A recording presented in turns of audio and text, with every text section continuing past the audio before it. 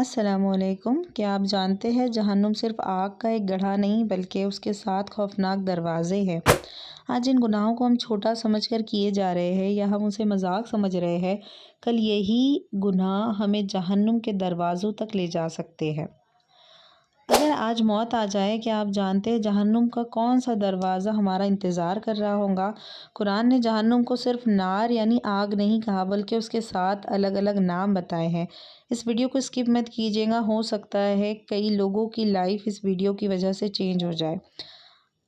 جہنم آگ کا ایک گڑھا نہیں ہے بلکہ اس کے ساتھ خوفناک دروازے ہیں، اور ہر دروازہ ایک خاص قسم کے گنہگار کا انتظار کر رہا ہے۔ قرآن مجید نے جہنم کو صرف نار یعنی آگ نہیں کہا بلکہ گناہوں کی نحوست کے حساب سے اس کے ساتھ الگ الگ نام اور درجات بیان کیے ہیں۔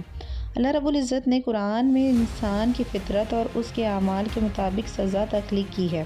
آئیے ان 7 ناموں کی حقیقت کو سمجھتے ہیں جو شاید آج آپ کی زندگی بدل دے۔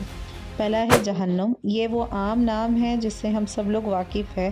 اس کا لفظی مطلب ہے بہت گہری کھائی۔ یہ ان تمام لوگوں کا ٹھکانہ ہے جن کے گناہ ان کی نیکیوں پر بھاری پڑ گئے۔ دوسرا ہے لظیٰ۔ یہ بھڑکتی ہوئی آگ ہے جو جسم کی کھال کو ادھیڑ کر رکھ دیں گی۔ جانتے ہیں یہ کس کے لیے ہے؟ یہ ان لوگوں کے لیے ہے جنہوں نے حق سے منہ موڑا، اپنا مال کو جمع کر کے تجوریوں میں رکھا لیکن غریبوں اور یتیموں اور حقداروں کا حق ادا نہیں کیا۔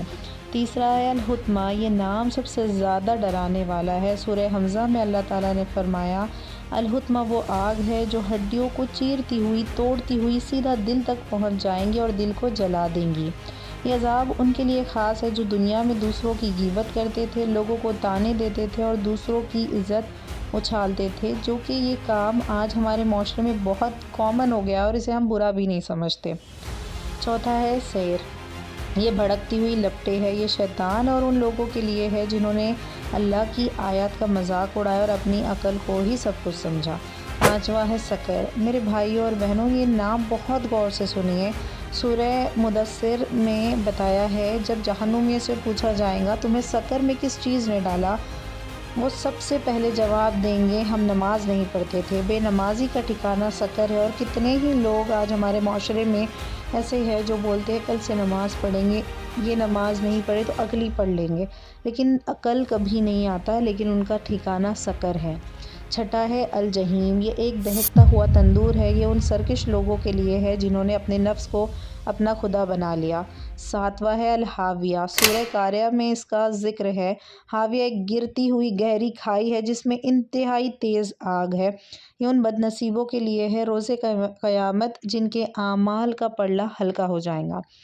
سوچنے کا مقام ہے اللہ نے یہ 7 درجات کیوں بنائے؟ کیونکہ اللہ عادل ہے، انصاف پسند ہے، انصاف کرنے والا ہے۔ اگر کوئی کسی کا دل دکھانے والا ہو، نماز چھوڑنے والا اور یتیم کا مال کھانے والا، ان سب کے گناہ تو الگ ہے نا، تو سزا بھی تو الگ ہے۔ آج ہم غیبت کو ٹائم پاس سمجھتے ہیں لیکن بھول جاتے ہیں کہ حطمہ ہمارا انتظار کر رہی ہے۔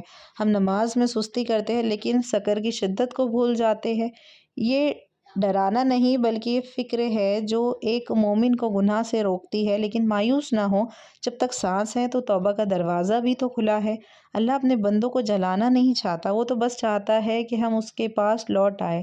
ہمارے پیارے نبی صلی اللہ علیہ وسلم نے ہمیں حفاظت کی ایک دعا سکھائی ہے، اللہم اجرنی من النار۔ اس کا مطلب ہوتا ہے اے اللہ مجھے آگ کے عذاب سے پناہ دے، ہمیں آگ کے عذاب سے بچا لے، آمین۔